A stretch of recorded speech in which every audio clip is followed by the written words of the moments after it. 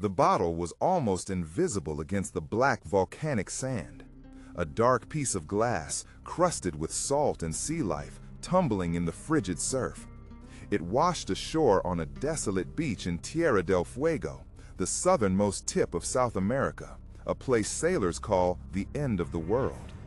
For the lone ranch hand who found it, it was probably just another piece of trash spat out by the relentless Southern Ocean. He might have walked right past it, but something made him stop. Maybe it was the crude, thick seal of black pitch around the cork, a sign that someone wanted its contents to survive. He worked the cork free. Inside, rolled tightly, was a single piece of paper, brittle and yellowed with age. It felt like it could turn to dust in his hands. He carefully unrolled it. The writing was jagged, frantic, the script of a man whose hand was shaking from cold and fear. It wasn't a letter to a loved one. It was a final report from a world of unimaginable suffering. A diary entry from a floating tomb. The message was short, every word a hammer blow. August 4th, on board the Marlborough. A name, a location, a specific moment in time. The note continued, "We have been drifting for 14 days, 2 weeks. Imagine that. 14 days of watching the same empty gray horizon, knowing you are utterly helpless, a toy for the ocean's currents. Our rigging is destroyed."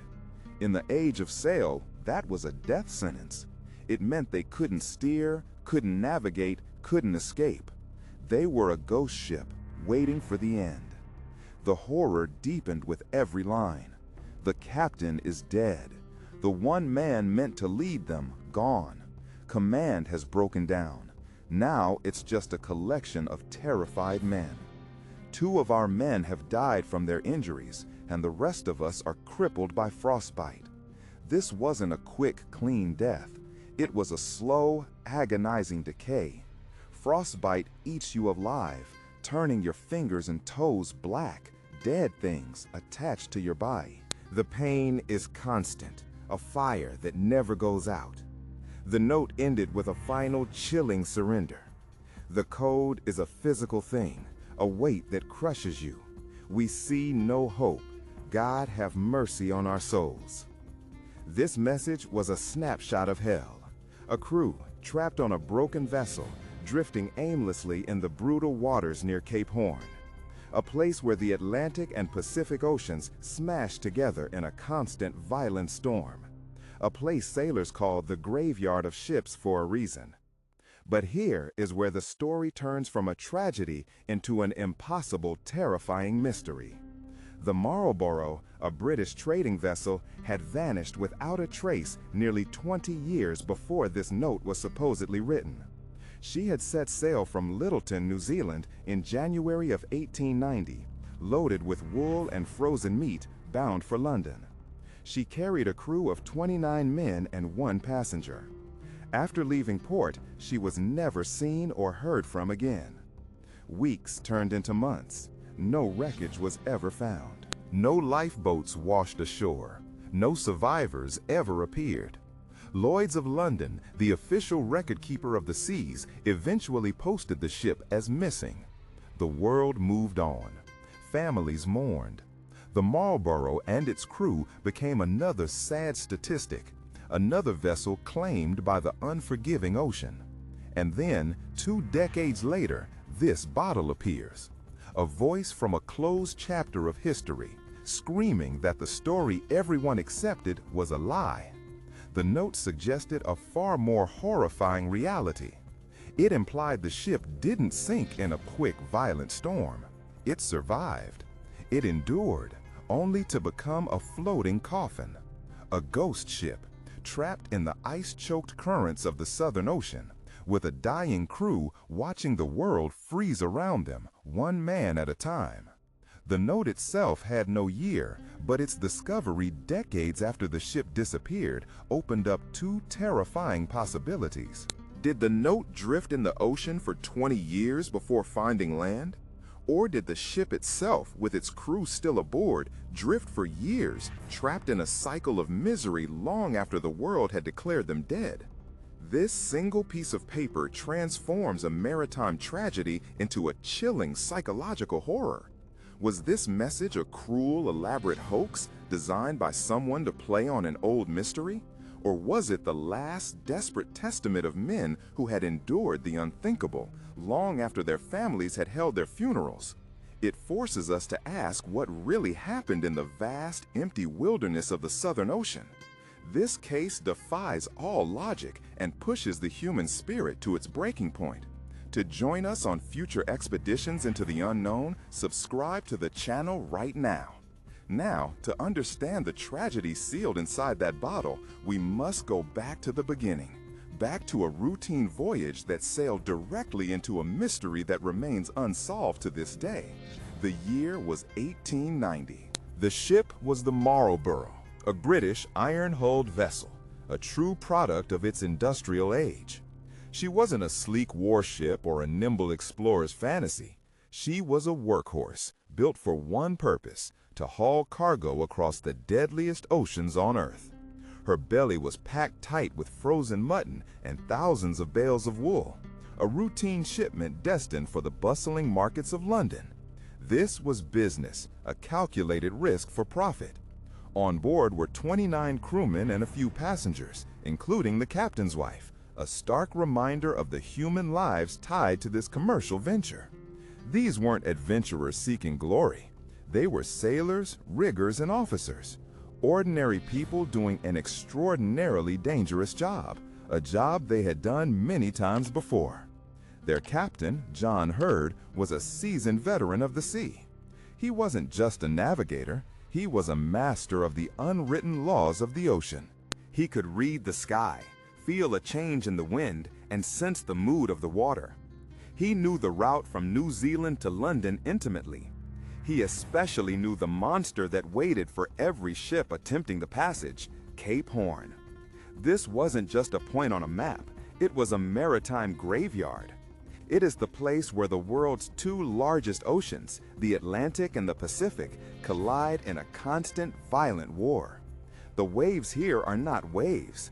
They are moving mountains of water, rogue giants that can rise from a calm sea without warning and swallow a ship whole. The wind doesn't just blow, it screams, a relentless, soul-crushing force known as the Screaming 60s, powerful enough to tear sails to ribbons and snap a thick wooden mast like a dry twig.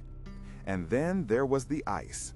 Drifting north from the Antarctic shelf, icebergs moved like silent white killers in the perpetual gray fog.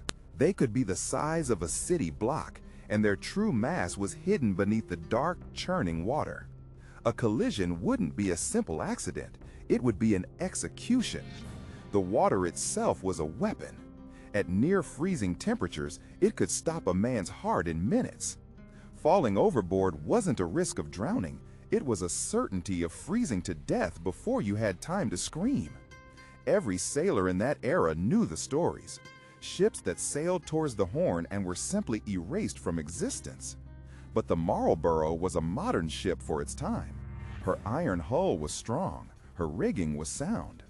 There was a confidence, a belief in technology and experience over the raw power of nature. On January 11th, when she pulled away from the docks in Lyttelton, New Zealand, there was no sense of impending doom.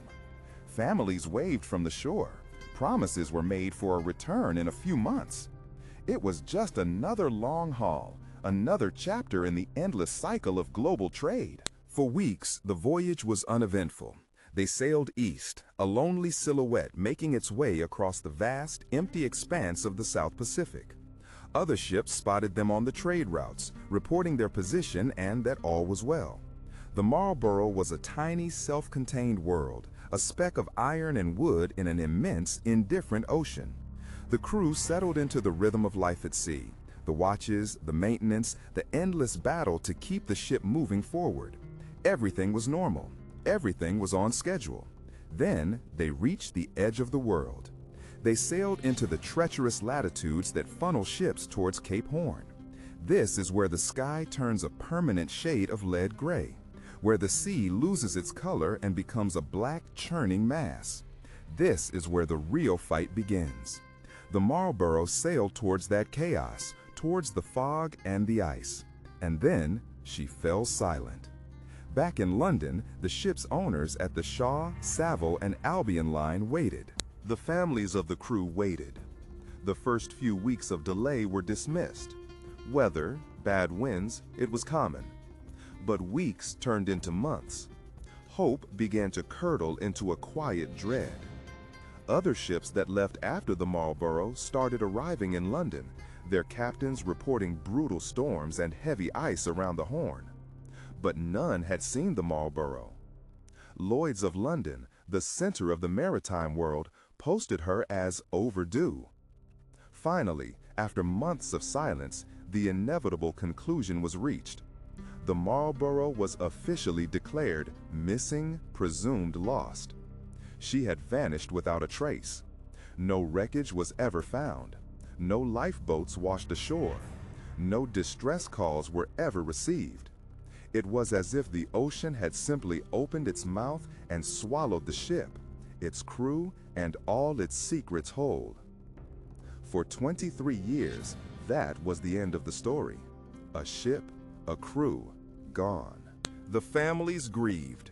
The insurance was paid, and the Marlborough became another cautionary tale whispered by sailors, a ghost of the sea. But the ocean doesn't always keep its secrets. Sometimes it spits them back out. In 1913, on a desolate stretch of coastline near Punta Arenas, Chile, a relic washed ashore. It wasn't a piece of wreckage or a splintered mast. It was a simple glass bottle, green with sea grime, its contents protected by a decaying cork and sheer impossible luck. Inside, rolled tightly, was a single piece of paper. Unrolling it was a delicate, nerve-wracking operation. The paper was brittle, threatening to turn to dust. The pencil markings were a ghost's whisper, blurred by moisture, a puzzle of half-formed letters and water stains. But as the words were pieced together, they formed a scream from a watery grave. It was a log entry, the last log entry of the Marlborough. The note was dated, but the year was smudged. It didn't matter. The horror was clear. It described a scene of absolute chaos. The ship hadn't been swallowed by a single wave. It had been crippled. The message spoke of striking ice, a sudden, bone-jarring impact in the gray twilight of the Southern Ocean. The sound wasn't a crack, but a deep, grinding roar, as if the world was being torn in two. The entire ship shuddered violently, throwing men from their bunks and across the deck. It was the sound of 1,300 tons of steel meeting a mountain of ancient ice. The hull was breached, a jagged tear below the waterline, a death wound that was pouring the Antarctic into their ship. The pumps were fighting a losing battle from the first minute. On deck, it was worse. The collision had brought down rigging. Heavy spars, freed from their ropes, swung like giant clubs, crushing anything and anyone in their path. The message spoke of broken legs, shattered arms, and a deep gash on the captain's head that left him dazed, his command broken at the one moment it was needed most. They were no longer sailing. They were adrift. Their sails were shredded, their rudder likely damaged. They were a coffin, not a ship, caught in the merciless Antarctic circumpolar current, being pushed deeper into the hostile emptiness of the world's end. And then there was the cold. The note made it clear. The cold was the true enemy, an active predator. It wasn't just the air. It was the metal deck, so cold it would sear unprotected skin. It was the water sloshing in the bilge, a frigid bath that stole the heat from the very heart of the ship. The message described a cold so profound that men stopped shivering, a terrifying sign their bodies were giving up, shutting down core functions to survive just a few more minutes. Every breath was a gasp of icy air that burned the lungs. Below deck, the water kept rising. The constant, frantic sound of the hand pumps was a drumbeat counting down their final hours. But soon, the pumps would have failed, clogged with debris or simply overwhelmed by the sea. Then, the only sound would be the quiet, relentless gurgle of the ocean claiming their shelter, forcing the survivors onto the exposed, freezing deck. Hope was the first casualty. The initial shock gave way to a terrifying realization: no one was coming. They were too far off course. No ship would find them here by accident. Days blurred into a single gray nightmare. The sun was a pale disk in the sky, offering no warmth, only light to see their misery. Men would stare at the horizon for hours, convinced they saw a ship, only to break down when it revealed itself to be a wave or a cloud. Paranoia began to set in, a poison spreading through the exhausted crew. Accusations started. Who was taking more than their share of the hardtack? Who wasn't pulling their weight at the pumps? Friendships forged over years at sea dissolved into suspicious glares in the freezing twilight. They were dying. Not all at once, but one by one. The note didn't name the dead. It just mentioned another man gone today. They weren't comrades anymore. They were bodies to be pushed overboard before they froze solid to the deck. The man who wrote the note must have done so with frozen, useless fingers, his mind fighting the fog of hypothermia. He wasn't writing for rescue. He knew it was too late for that. He was a witness, scratching out a testament so the world would know they didn't just vanish. They fought, they suffered, and they died in the loneliest place on earth. This bottle, this single, desperate message changed everything. The Marlborough was no longer just missing. It was the scene of a protracted, horrific ordeal. And the note left one final, chilling mystery. It described the beginning of the end, but it couldn't tell us how the story truly finished. The man who sealed that bottle did so with hands that were no longer his own. They were foreign objects at the ends of his arms, lumps of frozen, useless meat. He likely couldn't feel the cold glass, only a deep, burning ache that radiated up to his elbows. Every movement was a monumental effort, a battle of will against a body that had already surrendered. He had to use the weight of his torso to push the cork in, his fingers too stiff and clumsy to grip. He wasn't writing for rescue. He was writing their tombstone. He knew it. This wasn't a plea for help. It was an accusation aimed at the ice, the wind, the entire God-forsaken ocean. He would have stood on the tilting, ice-caked deck, the ship groaning beneath him like a dying animal. The wind was a physical force, a wall of cold that tore at his face, freezing the tears to his skin before they could fall. Around him, his crewmates were silent figures, frozen in their final desperate positions.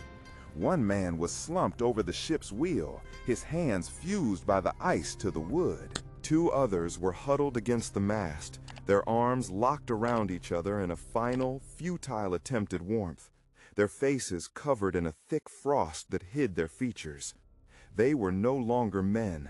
They were statues of ice, monuments to a quiet, agonizing defeat. The ship was a floating graveyard, and he was its last conscious occupant. Did he say a prayer? Did he think of home, of a warm fire, of a face he loved? Or was his mind just empty, a white void mirroring the endless landscape of ice and gray water?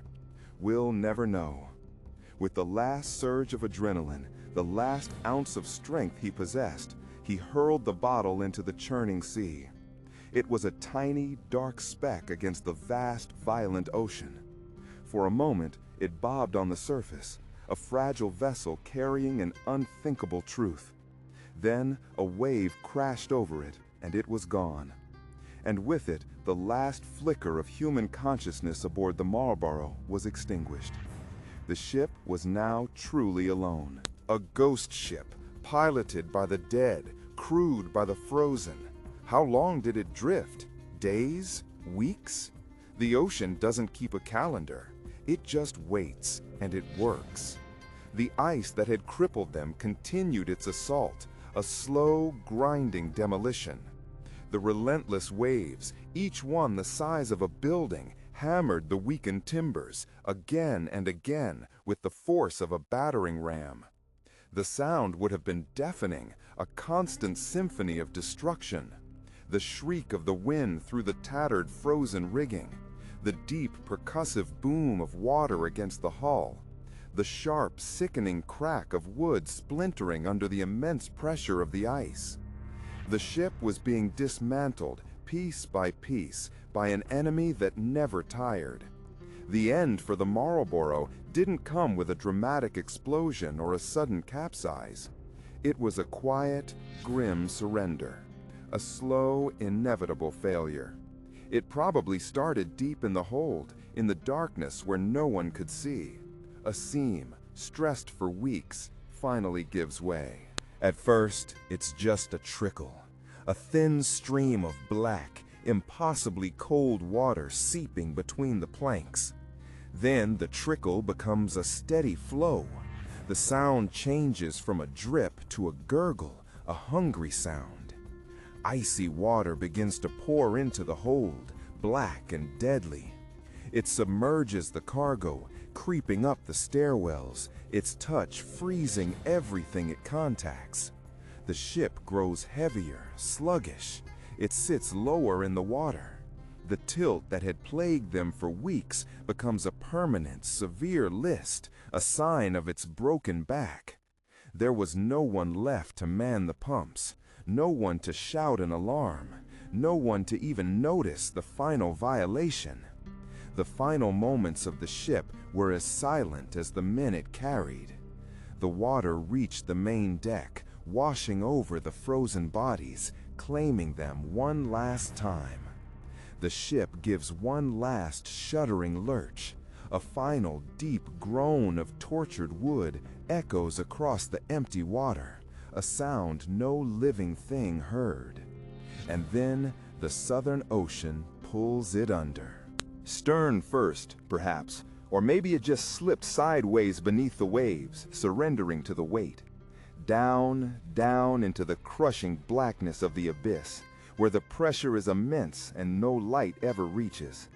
The Marlborough vanished without a trace. No wreckage, no lifeboats, no bodies, just gone. The ocean swallowed it whole, taking its secrets to the grave. The bottle was now the only thing left, the sole survivor. A tiny, fragile piece of the tragedy, already beginning a journey that would defy all odds. It was tossed and turned by the currents, a silent witness to the fury of the Antarctic. It would pass through storms that could tear steel apart. It would drift past colossal icebergs, mountains of ancient ice. It carried the voices of the dead, sealed inside, waiting for the day it would finally deliver its terrible message. But what happened in those final hours, between the moment that bottle was thrown and the moment the ship sank? That is a void. A dark space in history that no one can ever fill. A terrifying secret kept by the ocean. For 2 long years, that bottle drifted. It was a ghost on the waves, a silent passenger on the most powerful and desolate current on Earth. It traveled thousands of miles, circling the frozen continent in a journey that defies all logic. Think of the violence it must have endured. It was tossed by rogue waves the size of buildings, waves that could snap the steel hull of a modern freighter. It was scraped against the barnacled bellies of migrating whales.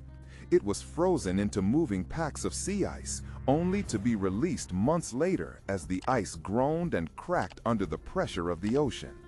The bottle survived storms that would have been recorded in maritime history had any ship been there to witness them. It was a fragile piece of glass, carrying the last words of dying men, navigating a liquid hell. Its survival is a statistical impossibility, a miracle of chance that allowed one final story to be told. Then, after more than 700 days of aimless wandering, the current finally pushed it north. It left the Antarctic convergence, crossing into warmer but no less treacherous waters. One morning, it washed up on a desolate stretch of beach on the coast of Tierra del Fuego, the literal end of the world. A lone man, a local used to the harsh winds and empty landscapes, was walking the shoreline. He saw it glinting in the weak morning sun, half buried in the black volcanic sand and tangled kelp. It was an object that did not belong. He dug it out, his hands cold. The glass was thick, ancient, and scarred by its impossible journey. The wax seal at the top was cracked and bleached by the sun and salt, but it was miraculously intact. He took it back to his small weathered home. With a knife, he carefully chipped away at the hardened wax. It crumbled into dust. The cork beneath was swollen with moisture. It took all his strength to work it free.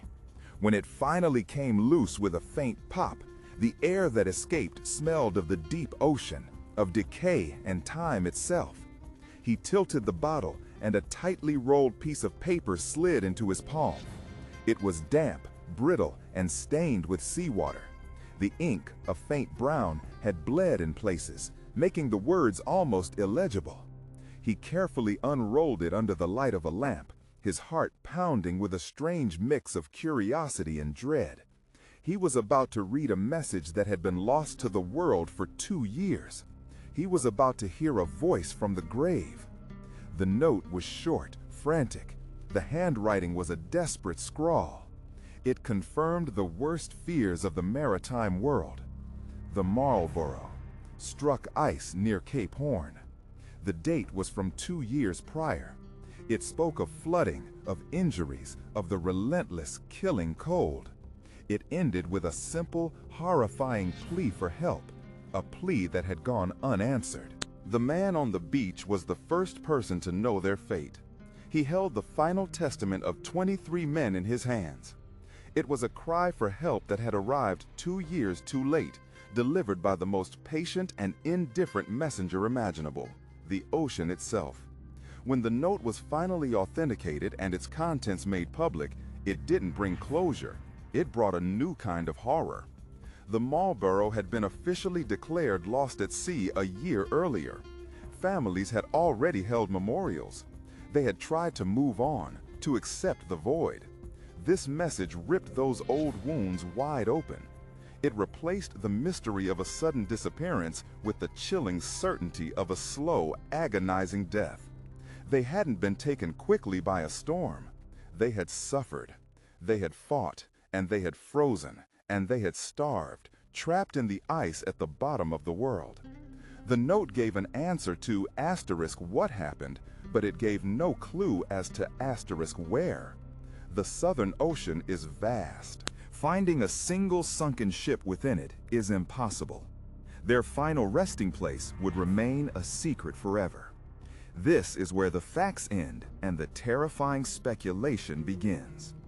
The note is a single snapshot in time.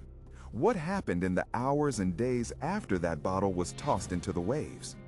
Did the ship sink quickly, pulled under by the weight of the ice and the water pouring through its hull? Or did it linger, a floating coffin encased in ice, for weeks? Imagine the final days on board, the hope draining away with each sunrise that revealed the same empty white horizon. The groaning of the ship's timbers, a constant reminder of their failing world. The creeping madness born from isolation, hunger, and the mind-numbing cold. Did discipline hold until the very end, or did the crew, faced with certain death, turn on one another? We will never know. The bottle tells us how their end began, but the ocean keeps the terrible secrets of how it was finished. The fate of the Marlborough became a legend, a ghost story told by sailors to remind them of the unforgiving nature of the sea. It serves as a brutal reminder that no matter how strong your ship, no matter how skilled your crew, the environment is always stronger. The men of the Marlborough were not reckless amateurs. They were professionals, consumed by a force of nature that does not negotiate. Their only gravestone is the entire Southern Ocean. Their story only survives because of a 1 in a billion chance, a glass bottle that refused to sink. This leaves us with a haunting question. What do you think happened in those final hours after the bottle was released? Did the ice finally break the ship apart, or did a rogue wave deliver the final blow? Let us know your theory in the comments below. And if you want to explore more stories of survival against impossible odds, make sure you subscribe to the channel. You won't want to miss our next investigation.